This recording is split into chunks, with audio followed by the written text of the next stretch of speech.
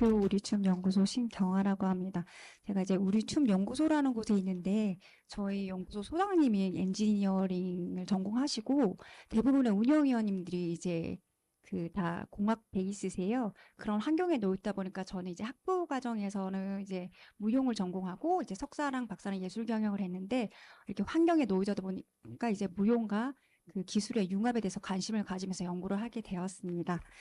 그리고 제가 오늘 발표할 주제는 무용 창작에서의 생성형 인공지능의 역할과 가능성이고요. CNN, RLM 및 개인 기술의 적용에 대해서 한번 살펴보도록 하겠습니다.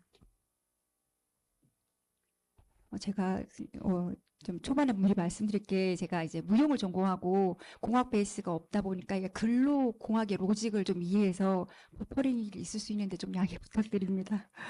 네, 네, 연구 목적 및 필요성인데요. 지난 수십 년간 이제 인공지능은 성장과 이제 발전을 거듭해 오고 있고요. 여러 다양한 영역에서 영향력을 발휘하고 있습니다. 근데 근래 이렇게 지속하던 인공지능 분야에서 이렇게 새로운 동력을 제공한 것은 단연 생성형 인공지능이라고 할 수 있는데요. 2022년도에 이제 챗GPT가 등장하고 전 세계적으로 유행했고요. 이 챗GPT 자체가 시대적 화두로 떠올랐습니다. 그리고 이제 바로 작년에 세계경제 포럼에서는 생성형 인공지능을 우리 삶을 바꿀 게임 체인저라고 정의를 하기도 했고요. 그리고 사회적 차원에서 대비책이 필요하다고 의견을 제시한 바가 있습니다. 그래서 여기서 이제 주목해야 될 게 우리가 인공지능이라 하면은 대표적 인식 자체가 생산성이나 효율성을 향상시켜준다는 그런 보조적 위치에 불과했는데 이제는 인간 고유의 영역인 창작의 영역까지 뭔가 대체할 수 있다는 점에서 무한한 가능성을 보여주고 있습니다. 그리고 저희 이제 무용의 영역에서는 아직 이 생성형 인공지능의 이 동작 생성 기능을 직접적으로 사용한 상용화된 플랫폼이나 도구 자체는 없어요. 도구 자체는 없는데 2019년에 세계적인 현대무용가인 웨인 맥거리가 구글과 협업을 해서 RLM 모델 기반으로 안무도구를 만든 적이 있습니다. 이 안무도구를 만들어서 미국에서 공연을 초연했고요. 바로 작년에 우리나라 국립발레단에서 이 도구를 가지고 공연을 올린 바가 있습니다. 그리고 선행 연구를 살펴보면은 이제 무용 분야 같은 경우에는 데이터 접근이 힘들어요. 음악이나 이미지는 훨씬 많은 반면 움직임 데이터는 상대적으로 없는 편이고 또 신체의 그 복잡한 움직임을 모델링하는 데 상당히 고난이도 기술이 필요하기 때문에 관련 기술 개발이나 애플리케이션 구현 자체가 좀 상대적으로 지연되고 있습니다.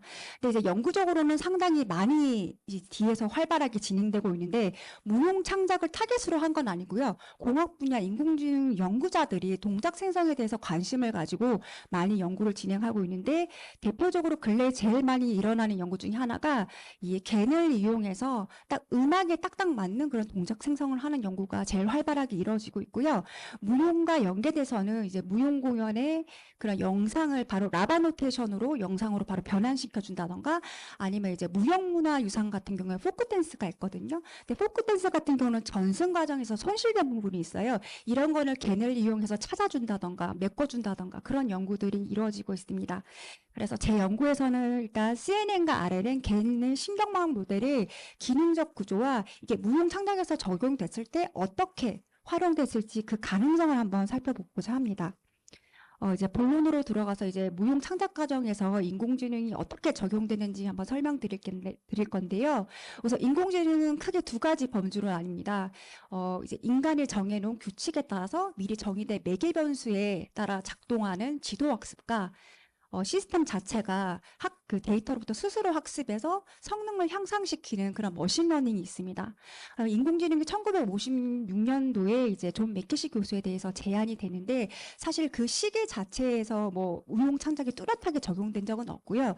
대신에 이제 20세기 초반에 이제 그 컴퓨터가 범용화가 되기 시작하고 또 알고리즘 기술이 발전을 하면서 이 컴퓨터로 생성하는 무용이 조금 주목받기 시작했습니다. 그래서 의미 있는 프로젝트들이 좀 진행됐고요. 일례로 소개를 하자면 1964년에 컴퓨터 생성 안무가의 좀 개척자라고 할 수 있는 잔네비만 연구자가 있는데요. 이 연구자는 20가지의 움직임 그리고 20가지의 방향 그리고 20가지의 시간을 명령어 세트로 구성해서 한 명의 솔로 무용수가 약 4분 동안 그 작품을 수행할 수 있는 총 70가지의 시퀀스를 이렇게 출력해내는 소프트웨어를 개발했습니다. 근데 매우 단순한 작동이고요. 예를 들어서 동작과 동작과의 순서를 바꾼다던가 아니면 타이밍을 조금 조절한다던가 매우 단순한 기능이고 우리가 지금 생각하는 그런 지능의 수준과는 좀 거리가 멀다고 할 수 있습니다. 그리고 이제 20세기 중반에 들어서는 좀 이제 머신러닝 기법이 등장하고요. 또 정교하게 무용 창작 과정에 이제 그 인공지능 기능을 이게 적용할 수 있었는데요. 이제 아까 말씀드렸듯이 머신러닝 같은 경우에는 컴퓨터가 사람의 개입 없이도 스스로 데이터로부터 학습하고 지식을 형성하고 그리고 이제 본인의 성능을 향상시키는 거잖아요. 때문에 이 머신러닝 학습 과정에서 데이터가 굉장히 중요합니다. 데이터는 기본적으로 시스템이 이제 그 학습하고 인식하는데 기본 정보를 제공하고요. 그다음에 이제 시스템의 알고리즘에 있어서 정확도와 성능을 결정짓는 매우 중요한 요소라고 할 수 있습니다. 이 때문에 이게 인공지능 기반 무용 창작 과정에서도 이 알고리즘의 활용을 할 때 데이터가 매우 중요해지는데요. 데이터는 인공지능 기반 무용 창작에서 다양성과 움직임의 복잡성을 이렇게 적용할 수 있는 매우 중요한 요소로 될 수 있습니다. 그래서 이제 인공지능 기반 무용 창작을 활용할 때 데이터를 수집하는 방법이 몇 가지가 있는데 첫 번째로 이제 본인 무용 작품 동영상 같은 게 될 수 있겠고요. 그다음에 이제 인터넷 동영상, 그다음에 하나가 중요한 기술인데 모션 캡처 기술입니다. 이제 모션 캡처 기술 같은 경우에는 이제 무용수가 센서가 부착된 수트를 입고 이제 그 3차원의 스튜디오에서 안무를 수행하면요. 이 카메라가 이제 무용수의 방향과 움직임과 속도 이런 것들을 다 수치적으로 데이터화해서 기록을 할 수 있기 때문에 매우 정확하고 정밀한 데이터를 출력을 할 수 있습니다. 그래서 데이터가 매우 중요하기 때문에 인공지능이 무용수의 움직임을 정확하게 학습하는 데 되게 중요하게 작용할 수 있습니다. 그리고 이제는 이 딥러닝 기술이 이제 등장하고 무용 움직임에 대한 정확한 데이터가 확보가 될 수 있으면서 조금 더 인공지능 기반 무용 창작에 좀 전환점을 가지고 왔는데요. 우선 이때 딥러닝 기술을 잠시 설명드리면 딥러닝 기술은 인간의 그 뉴런의 작동 원리를 모방해서 여러 개의 다층 인공망을 이용해서 복잡한 연산을 설계하도록 설계가 되어 있고요. 그 다음에 학습한 데이터로부터 특징과 분석을 할 수 있어서 복잡한 분류나 아니면은 예측과 같은 작업을 수행할 수 있습니다. 대표적인 인공신경망으로는 두 가지가 있는데요. CNN과 RNN입니다. 이제 CNN 먼저 설명을 드리면 CNN은 인간의 시신당을 모방해서 개발된 딥러닝 모델 중에 하나고요. 주로 이미지 분석이 활용됩니다. CNN의 핵심은 이미지의 일부로부터 전체의 의미를 파악하는 거고 픽셀과 각 픽셀 간의 상호관계와 상호작용을 통해서 전체의 이미지를 정교하게 이미지할 수 있다는 겁니다. CNN 이미지를 처리할 때는 여러 가지 레이어를 통해서 처리하는데요. 이 레이어는 단계별로 처리하고 초기 단계에서는 아주 기본적인 특징을 추출하고 그래서 학습하고 후기 단계에서는 복잡한 패턴을 인식함으로써 전체 이미지를 이제 식별할 수 있게 됩니다. 근데 이렇게 CNN이 비단 이미지 활용에 유독 적용하는데 특화되어 있을 때 불구하고 움직임에도 적용이 가능합니다. 무용과 같은 경우는 되게 연속적인 움직임으로 구성이 되어 있는데요. 이 동적인 움직임을 정적인 이미지로 만들고 여러 개의 프레임을 만든 다음에 이 프레임의 레이어를 통과해서 처음 초기 단계에서는 자세의 기본 패턴을 이해하고 후기 단계에서는 조금 더 자세히 복잡한 패턴을 인지하면서 전체 움직임 자세를 인식할 수 있습니다. 그래서 만약에 CNN을 무용 창작에서 활용할 수 있을 때 주요 기능으로 하나는 움직임이나 자세를 정확하게 인지할 수 있고요. 그 다음에는 나아가서 공연 분석이나 훈련에도 사용될 수 있습니다. 그래서 CNN 기반으로 이제 만들어진 도구로는 휴먼 포즈 탐지기 오픈포즈라고 있고요. 미국 카네기 멜론 대학에서 개발을 했습니다. 이 도구의 특징은 아까 말씀드렸던 모션 캡처 기술 같은 경우에는 그 수트에 센서를 다 부착하고 또 고비용이 들고 스튜디오에서 촬영을 하기 때문에 움직임 범위가 제한되는 반면 오픈 포즈를 활용하면 아무런 장비 없이 이미지나 실시간 비디오 스트림에서 포즈를 추출할 수 있습니다. 이게 이제 오픈 포즈를 활용해서 인간의 그 포즈를 추출하는 장면인데요. 이렇게 이미지나 스트림에서 전신, 얼굴, 손, 발 등 총 135개의 키포인트를 추출해서 실시간으로 이제 포즈를 이렇게 인식하고요. 이렇게 2D나 3D 형식으로 스켈레톤을 형성을 합니다. 그래서 다 이게 이제 포즈로 나눠지는 거고, 또 장점은 왼쪽에서 보는 바와 같이 단수 개체뿐만 아니라 오른쪽처럼 군집 개체도 포즈 인식이 가능하다는 겁니다. 특히 무용창작에서는 솔로 무용수보다 사실 여러 명의 무용수가 등장하는 군무가 많이 있는데, 특히나 군무를 이렇게 수행할 때는 다른 무용수들과의 일치 여부가 굉장히 중요하거든요. 그래서 이런 오픈 포즈를 활용하면은 그 일치 여부가 얼마나 잘 일치가 되는지 모니터링할 수 있는 장점을 가지고 있습니다. 다음에는 이제 순환신경망 RLN인데요. RLN은 시퀀스 데이터를 처리하기 위해 설계된 인공신경망입니다. 시퀀스 데이터라 시간의 나열대로 이제 그 집합된 정보의 집합체고요. 예를 들어서 문장 내의 단어 나열이라든지 주식 가격과 같은 시간이 중요한 데이터를 말합니다. RLN은 이전 단계를 분석하고요. 이 정보를 다음 단계 정보 분석이나 결과에 반영을 합니다.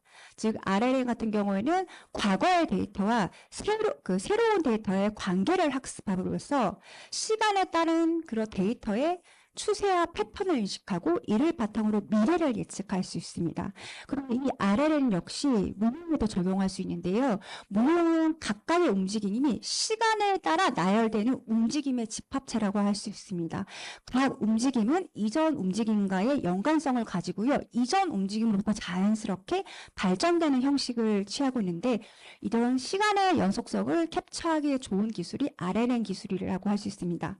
따라서 RLN 기술을 사용하면요, 과거의 무용수의 움직임 데이터를 기반으로 해서 다음 동작을 예측할 수 있습니다. 그런데 이런 RLN이 약간 단점이 있는데요. 그 이전 데이터 정보를 저장할 때 오랫동안 기억하지 못한다는 단점이 있습니다. 그래서 개발된 게 고급 기능으로 LSTM이라는 그런 모델이 개발되었고요. 이거는 이전 정보를 오랫동안 저장할 수 있고, 또 조건에 따라서는 어떤 정보는 제거하거나 아니면 유지할 수 있는 기능이 있습니다. 이 LSTM을 적용해서 지금 무용 창작 분야에서 되게 많이 적용되고 연구되는 분야가 바로 음악에 딱딱 맞춰진 그 사실적인 동작 시퀀스를 생성하는 연구입니다.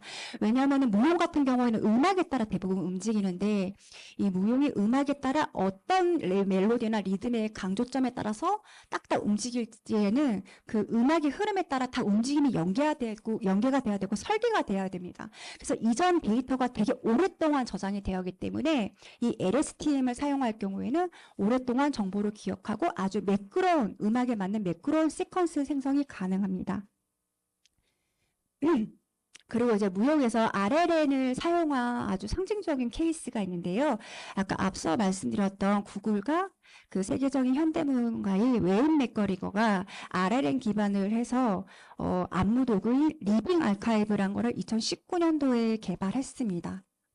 이거는 어떻게 했냐면, 일단 그 움직임 데이터를 수집할 때 수십 년간 이 웨인 맥거리거가 공연했던 무용 작품을 RLN 기반 그 인공지능 모델에 학습을 시키고요. 그 다음에 비디오 자체가 2차원적이기 때문에 모든 그 동작들을 학습할 수가 없는 단점이 있습니다. 그래서 부족한 부분은 그 구글이 가지고 있는 모션 그 휴먼 포즈 탐지기를 가지고 스튜디오에서 촬영해서 따로 움직임 데이터를 분류했고요. 그리고 이 두 가지 수집 데이터를 가지고 인공지능 모델에 훈련을 시키고 분류하도록 만들었습니다. 이렇게 보시면 데이터 수집을 하고요. 이제 어플리케이션을 구동하면 지금 여러분들도 나중에 구글에 들어가면 이 리빙 아카이브를 쓸 수가 있는데, 구동 방식은 어떤 포즈를 내가 제공하거나 아니면 여기 포즈가 있어요. 거기를 하나 특정을 하면은 그 포즈에 따라 이제 예측될 수 있는 30가지 예측 옵션 안무를 제안해 준다는 겁니다. 매우 단순한 구동 원리고요. 이 어플리케이션 이 원리를 사용해서 웨인 맥거리거가 안무 하나 작품을 완전히 구성해서 미국 LA에서 초연한 적이 있습니다. 시간 관계상 빨리 넘어가고 무용 창작에서의 CNN 같은 경우는 무용 자세 및 아까 움직임 분석에 용이하고 RNN은 움직임 예측 및 음악가의 동기화 작업에 매우 유용하다고 할 수 있습니다. 다음에는 생성형 인공지능인데요. 생성형 인공지능은 인간의 사고 과정이나 행동 그리고 그 창의성을 시뮬레이션을 해서 기존의 데이터를 가지고 새로운 컨텐츠를 생성해내는 그런 인공신경망입니다. 기존의 이제 그 전통적인 인공신경망들은 그냥 단순히 과거 데이터를 재가공하거나 분석하거나 분류에 그쳤다면은 겐 같은 경우에는 훈련 데이터를 사용하지만은 훈련 데이터와는 유사하지만은 다른 새로운 데이터를 만들어내기 때문에 혁신적인 기술이라고 평가받고 있습니다. 그 중심에는 겐 기술이 있고요. 이 겐은 2014년 구글의 연구원이었던 이한구 펠로우에 의해서 개발되었습니다. 겐의 기본 작동 원리를 빨리 설명하자면은 데이터 생성자와 이제 검토자가 있고요. 데이터 생성자의 목적은 이제 그 판별자가 구별할 수 없도록 데이터 실제와 유사한 데이터를 생성하는 거고, 판별자는 이렇게 만들어진 데이터가 실제인지 가짜인지 구분하는 역할을 합니다. 그리고 지속적인 적대 과정을 통해서 서로의 기능을 향상시키고 종국에 일어나서는 이제 생성자가 판별자까지 속이면서 정말 실제와 유사한 그런 데이터를 생성해낸다는 것입니다. 무용에서 적용 원리를 한번 살펴보면요. 무용에서 이 겐이 적용할 때는 처음에 당연히 데이터 수집이 먼저 필요합니다. 개인이 학습하기 위해서 데이터를 수집하기 위해서는요, 이제 무용 작품 비디오를 활용할 수 있고, 또 모션 캡처 데이터, 아니면 아까 봤던 오픈 포즈로부터 스틱 피규어도 추출할 수 있고요, 아니면 기존의 안무가 노트 등 다양한 소스로부터 데이터를 수집할 수 있습니다. 두 번째 단계에서는 이 움직임 데이터를 가지고 학습을 시켜야 되는데요.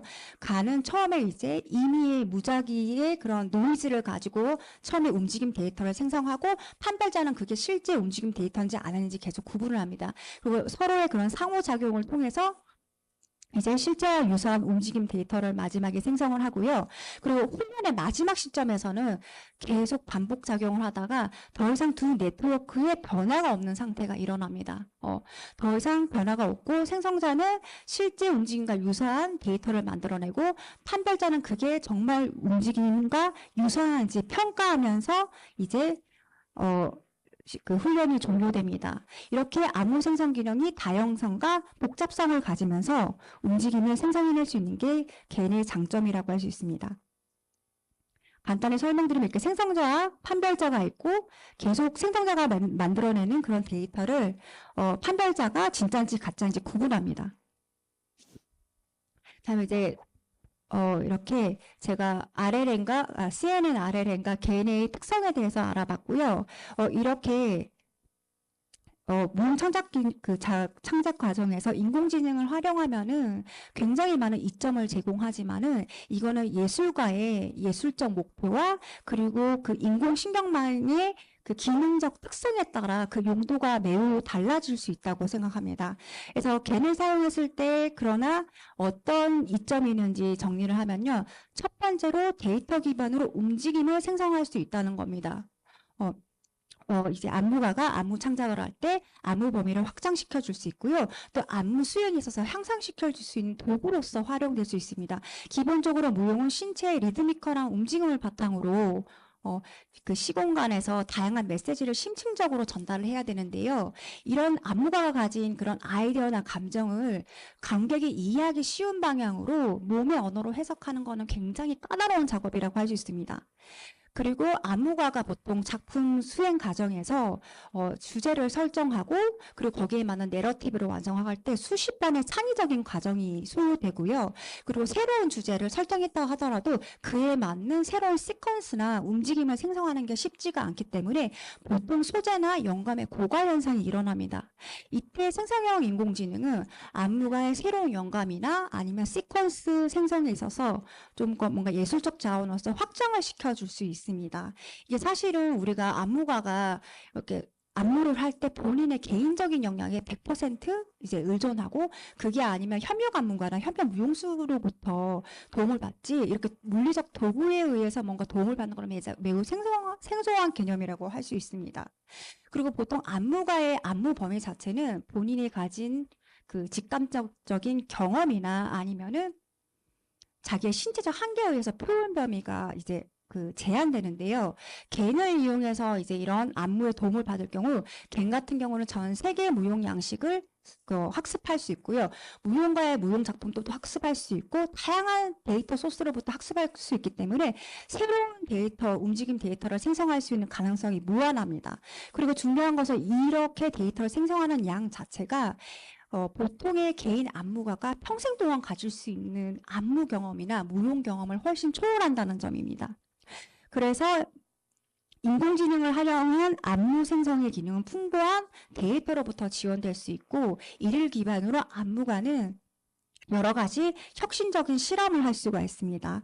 가령 이제 데이터를 활용해서 그 생성형 인공지능을 활용해서 움직임을 만들 때 내가 한 번도 시도하지 않았던 무용을 한번 시도하고 싶다면은 걔는 그 안무자가 제시한 샘플 데이터를 학습해서 새로운 시퀀스를 만들어낼 수 있고요. 또 반대로 내가 내 스타일을 유지하되 조금의 약간 새로운 변형을 주고 싶다면은 걔는 조건부 생성 방식이란 이런 또 다른 기능을 사용해서 안무가의 기존 스타일을 유지하면서 새로운 해석을 가미할 수 있습니다. 이처럼 무용 창작 과정에서 안무를 생성하는 데 굉장한 이점을 제공합니다. 두 번째는 무용수 훈련 지원이 필요한데도 이렇게 생성형 인공지능이 활용될 수 있습니다. 무용수 훈련은 무용수가 그 안무가의 무용 작품에 있어서 완성도를 올리는 굉장히 중요한 요소라고 할 수 있는데요. 보통 안무가가 만든 시퀀스나 동작을 잘 구현하기 위해서는 무용수가 이 동작을 잘 이해해야 되고 또 주제의 심층적인 이해가 필요하고 또 체계적인 훈련이 필요합니다. 전통적인 이제 훈련 방식에서는 무용수가 그 스튜디오 안에서 동작 운동을 하고 그 다음에 테크닉 훈련을 하고 안무가가 만든 시퀀스를 이제 마스터하고 전반적인 기량 향상을 위해서 집중합니다. 근데 이제 생성형 인공지능을 활용하면 이런 훈련 과정을 지원할 수 있는데요. 가장 주요점으로는 실시간으로 훈련용 움직임 데이터를 생성할 수 있습니다. 저마다 그 무용수가 가지고 있는 장점이나 단점을 인식하고요. 여기에 맞는 개인화된 프로그램을 지원할 수 있습니다. 가령 발레 무용수가 어떤 특정한 레파토리에 표현력이나 테크닉을 조금 뭔가 향상시키고 싶다면은 걔는 여기에 맞춰서 개인화된 프로그램을 만들어줄 수 있습니다. 또 갱 같은 경우에는 CNN과 이렇게 결합할 때 시너지를 발휘할 수 있는데요. 앞서 드렸듯이 이제 CNN 같은 경우에는 이미지나 비디오로부터 중요한 특징을 추출해서 움직임 자세히 아주 정밀하게 인식하고 분석을 할 수 있습니다. 그래서 CNN을 활용해서 무용수의 움직임에 각 관절의 위치라든지 포즈라든지 포지션이라든지 움직임 전환, 속도, 타이밍까지 다 인식을 하고 학습할 수 있는 거죠. 그런데 이게 왜 중요하냐면은 인간이 무용수의 자세나 움직임을 평가할 때는 사실 그 평가자의 개인적인 경험과 지식에 근거해서 평가되기 때문에 때에 따라서는 개인적인 경험이나 아니면 본인이 가지고 있는 기대치 그리고 상대방에 대한 편견에 따라서 이 객관성이나 일관성이 결여될 수 있습니다. 근데 CAN은 정략적 데이터를 분석으로 해서 무용수의 자세를 평가하기 때문에 정확성을 확보하고 정확하게 무용수의 자세를 평가할 수 있습니다. 마지막으로 이제 안무 기록 체계를 보완할 수 있는데요. 생성형 인공지능을 이용하면은 이제 안무를 기록하는 데 있어서 조금 더 사용자 친화적이고 좀 시각적으로 잘 이해할 수 있게끔 구현이 가능합니다. 무용은 일시성과 순간성을 지닌 무형의 예술의 형식이고요.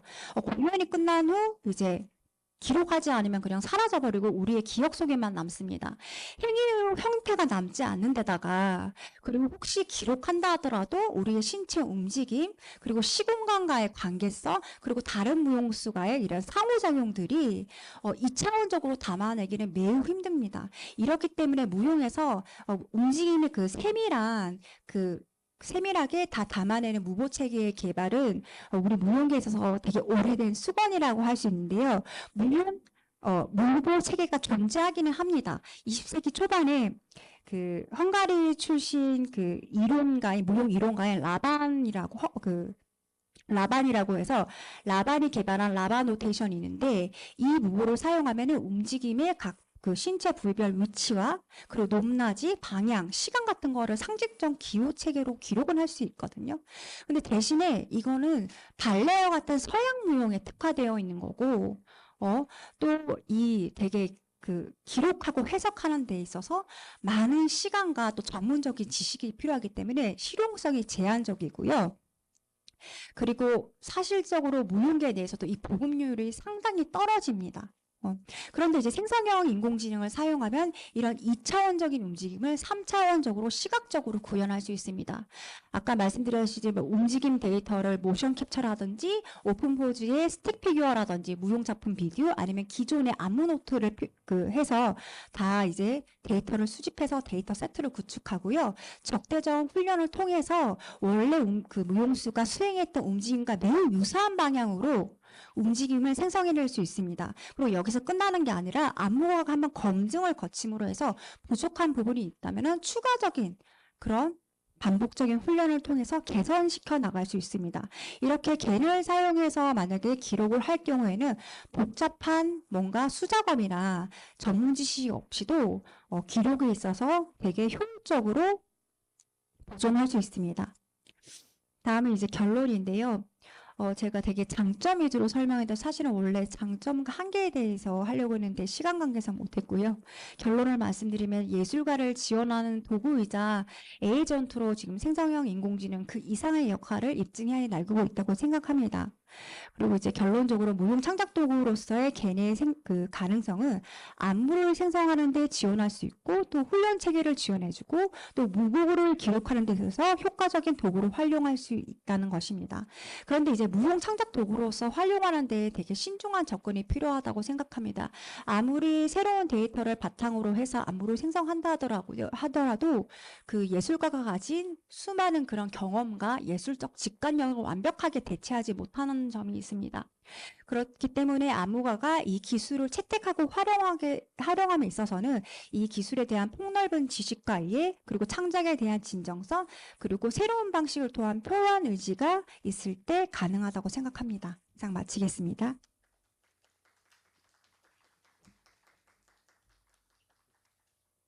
네, 신경환 선생님 발표 감사합니다. 그 신경환 선생님께서는 무용 분야에 활용되고 있는 신경방 모델 주셨고요. 그다음에 그 앞으로 무용계에 미칠 영향력들 밝혀주셨는데요. 이따가 종합토론 시간에 더 자세한 사항 논의해 보겠습니다. 그러면 지정질의자로 경희대학교 경영대학원 문화예술경영학과 강사이신 정호정 선생님께서 지정질의 해주시겠습니다. 환영해 주십시오. 네, 안녕하세요. 저는 소개해 주신 것처럼 경희대 경영대학원에서 문화예술경영학과에서 예술과 기술 융합 생태계라는 과목을 맡아서 강의를 하고 있고요. 사실은 시간이 많이 좀 오버돼서 질문을 세 가지 준비를 했지만 하나는 나중에 종합 토론 시간으로 미루고 두 가지만 말씀드리고자 합니다. 사실은 2023년이 텍스트에서 이미지 생성 기술이 굉장히 이제 보편화된 그런 이제 시대였고, 아까 오주영 작가님께서 보여주셨던 창작 사례도 굉장히 흥미로웠습니다. 이제 그 다음은 바로 텍스트에서의 어떤 영상 생성 기술이라고들 다들 예견을 하고 있고요. 실질적으로 AI가 이제는 미세한 움직임의 판별이라든지 인식에 굉장히 많이 활용이 되고 있는데요. 한편으로 무용 산업을 봤을 때는 무용 예술은 이제 예술과 여가의 그 중간쯤에 위치를 하면서 아시겠지만 올해 파리 올림픽에서 브레이킹이 올림픽 정식 종목으로 채택된다든지 대중춤이 예술과 이제 혼종되는 그런 양상을 보이면서 어느 때보다 이 참여하고 직접적으로 표현하는 이러한 창작자 경제로의 진화가 빠르게 나타나고 있는 장르라고 보여집니다. 이런 관점에서 그럼에도 불구하고 어떤 저작권이라든지 기술 활용에 대한 이제 논의가 굉장히 아직은 무용에서 좀 느리다고 판단되는데요. 신경화 선생님 발표는 그런 점에 있어서 굉장히 흥미로웠습니다. 제가 바로 저의 질문 두 가지 중에 하나를 먼저 드리고자 합니다. 자료에서도 언급되었었는데요. AI 학습을 위한 바로 데이터 확보에 관한 것입니다. 사실 무용의 경우에는 그런 악보나 대본 등이 원천 소스가 좀 잘 확보되어 있지 않고, 그리고 이제서야 영상 형태로 이 무용 저작물들이 아카이빙 되고 있는데요. 아까 말씀하신 사례처럼 웨인 맥그리거처럼 자신의 무용 데이터를 학습시켜서 해보는 그런 무용의 실험적인 시도를 제외하고, 만약에 디지털 영상을 학습해서 생성하는 AI 안무 창작 같은 경우에는 안무 저작의 침해가 굉장히 미묘하고 빈번한 형태로 발생할 것이 우려가 됩니다. 사실 그동안 안무가의 인식이 부재한다든지 법리적 해석이 좀 불분명하다는 이유로 안무 저작권에 대한 논의가 굉장히 없다가 최근에 돼서야 굉장히 이제 많이 얘기가 되고 있는데요. 저는 첫 번째 질문으로 AI 안무 데이터 학습에 앞서서 안무 저작권 논의가 반드시 선행되어야 할 것으로 생각이 듭니다. 이에 대해서 선생님께서 어떻게 생각하시는지 질문 드리고 싶습니다. 네, 질문 감사드리고요. 인공지능과 관련된 창작물과 관련해서 사실 저작권뿐만 아니라 크레딧 또 윤리 문제, 다양한 문제를 일단 포함하고 있고요. 말씀하신 것처럼 무용 분야에서는 사실 저작권 보호가 굉장히 미흡하게 이루어지고 있습니다.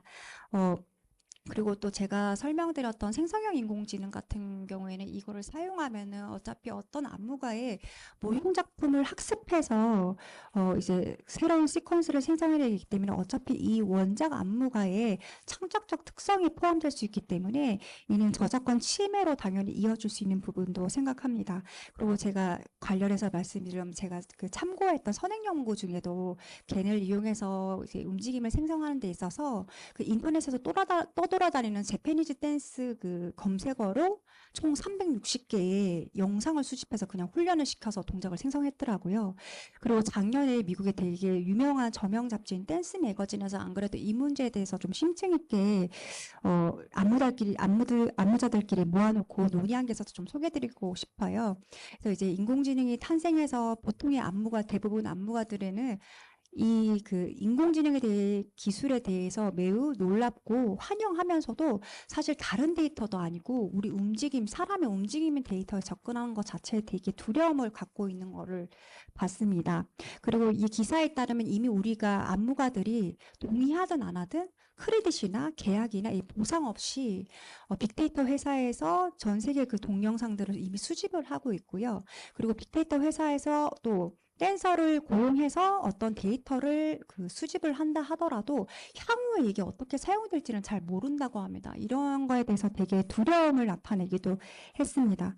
그리고 이제 마지막으로 어떤 안무가가 의견을 제시하기를 그렇기 때문에 매우 조밀한 계약을 통해서 그 무용 창작물의 그 저작권을 보호받아야 되고 또 무조건 무용 창작물의 저작권은 안무가의 통제하에서 이루어진다는 의견을 제시한 걸 봤습니다. 저도 이러한 생각에 동의하는 바이고요. 일단은 그 무용 창작물이 움직임을 대상으로 하기 때문에 저작권법도 완벽하게는 보호를 못 해주고 있다고 알고 있습니다. 그래서 법제가 이렇게 확립이 되어야 되는 게 선결 과제인데요. 근데 제가 저의 입장의 차원에서 말씀드릴 수 있는 거는 일단 무용계 자체가 저작권에 대한 인식이 매우 저조한 걸로 알고 있습니다. 가령 이제 우리나라 무용 같은 경우에는 국내법상 연극 창작물로 분류가 되는데요. 그 연극 창작물의 총 퍼센테이지에서 무용은 0.14%에 불과한 걸로 알고 있습니다. 그리고 또 지금 안무에 있어서 저작권에 대해서 몇몇 논란이 되는 그런 것들이 그 언론에 실리고 했는데 사실 순수 무용 시장에서 나온 거는 전혀 거의 없고 상고무 빼고 없고요. 어디에서 나냐면 대부분 이제 온라인 플랫폼에서 아이돌 케이팝 댄스, 커버 댄스가 막 유행하면서 저작권법이 문제가 되면서 그것 때문에 이슈가 됐지 무용계 순수 무용계 내에서는 이 저작권에 대한 인식이 매우 저조합니다. 그렇기 때문에 우리 스스로가 뭔가 좀 이 인식을 좀 높이기 위해서 많은 토론과 여론을 조성해야 되고요. 또 교육을 통해서 많이 좀 인식에 대해서 확립할 수 있도록 노력을 해야 되고요. 그리고 이제 무용계 종사자나 창작가의 입장에서 할 수 있다면 만약에 이 생성형 인공지능이나 인공지능이 이제 본격적으로 뭔가 어플리케이션으로 출시가 된다 했을 때 그래도 안무가나 이 사용자의 양심에 따라서 원래 출처가 이 움직임 소스가 어디에서 시작된지 밝히는 게 중요하고요. 그리고 생성형 인공지능을 사용했을 때 무작정 그렇게 움직임 소스를 베낄 것이 아니라 본인만의 해석을 좀 가미해서 독창적인 결과물로 완성시키는 게 좀 저작권 침해를 줄일 수 있는 방법이 아닌가 생각을 합니다. 네, 감사합니다. 그리고 두 번째 질문은 아까 말씀하신 것처럼 CNN을 통해서 무용 형태를 분석하고 그다음에 개인 기술로 창작 시퀀스를 생성하는 방식이 안무가에게는 어떻게 보면 새로운 안무 자원을 확장하는 접근이 될 수 있다는 점에는 저는 동의를 합니다. 특히나 디지털 무용 콘텐츠 자체의 생성이라는 측면에서 본다면 인간의 사지의 한계를 벗어난 어떤 새로운 움직임의 구성이라든지 상상력의 구현, 그런 디지털 인스톨레이션 측면에서 이제 활용될 수가 있을 것 같은데요. 다만 무용 공연으로 보자면 공연은 동작 시퀀스의 나열이 아니고 사실은 종합예술로서 주제에 맞는 그리고 또 작품의 전체적인 구도에 맞는 그런 총체적인 접근이 필요하다고 생각합니다. 그리고 안무가는 이러한 맥락적인 요소들을 안무 과정에서 고민하기 마련인데요. 이를테면 동작뿐만 아니라 공간성, 무용수간, 상호관계성, 연출, 배치 등이 해당됩니다. 그런데 데이터 학습을 통한 AI 창작이 이러한 전체적인 구도와 맥락을 이해할 수 있지는 조금 의문이 되고요. 만약에 안무가가 AI 도움을 받아서 협업하는 형태라 하더라도 AI가 제시한 그런 생성 동작에서 다소 선별하기 쉬운, 손쉬운 창작을 따르는 게 과연 결과적으로 좀 더 창의적인 결과물을 가져올 수 있는지에 대해서는 저는 다소 회의적인 시각을 갖고 있는데요. 그렇다면 선생님께서 생각하시는 AI 창작에 더 적합한 어떤 무용 장르라든지 스타일이 좀 있으신지, 어떤 장르에 좀 더 많이 적용될 수 있을지 선생님 의견이 듣고 싶습니다. 네, 물론 무용은 단순히 동작 시퀀스의 나열은 당연히 아니고요. 근데 이제 무용이란 거는 미적 양식과 그 스케일에 따라 그 결과물이 굉장히 가변적이라고 할 수 있습니다. 만약에 솔로 무용수가 단독 무대에서 이제 작품을 위해 뭔가 안무를 만들면은 사실 동작 몇 개 개발해서 음악과의 그런 조화를 이루어주는 충분히 창의적인 결과물이 나올 수도 있거든요.